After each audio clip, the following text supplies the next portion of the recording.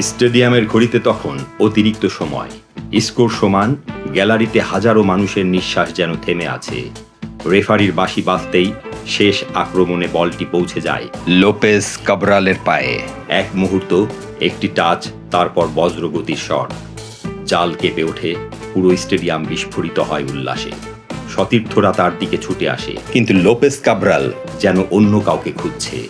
সে হাত তুলে দৌড়াতে থাকে মাঠের এক প্রান্ত থেকে আর এক প্রান্তে। ক্যামেরা তাকে অনুসরণ করছে। সে বিজ্ঞাপনের বোর্ড টপকে গ্যালারির দিকে এগিয়ে যায়। নিরাপত্তারক্ষীরা তো হতবাক। তারপর গ্যালারির সামনে দাঁড়ানো এক নারীকে সে শক্ত করে জড়িয়ে ধরে। চারপাশে করতালি, কেউ মোবাইলে ভিডিও করছে, কেউ আনন্দে চিৎকার করছে। সেই কয়েক সেকেন্ডে ফুটবলের সব কৌশল, সব পরিসংখ্যান যেন হারিয়ে যায়।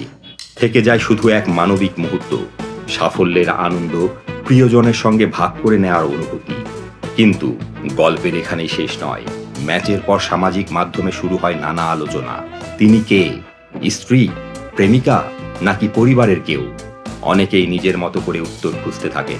তবে সত্য হলো, এই নারীর পরিচয় সম্পর্কে আনুষ্ঠানিকভাবে কিছু জানানো হয়নি। তাই নিশ্চিতভাবে বলা যায় না তিনি কাবরালের কে ছিলেন। হয়তো একদিন সেই রহস্যেরও উত্তর মিলবে। কিন্তু সেদিন রাতের ইতিহাসে মানুষের মনে সবচেয়ে বেশি জায়গা করে নিয়েছিল একটি গোল নয়, বরং একটি আলিঙ্গন। কখনো কখনো একটি আলিঙ্গনই হাজার শব্দের চেয়ে বেশি কথা বলে।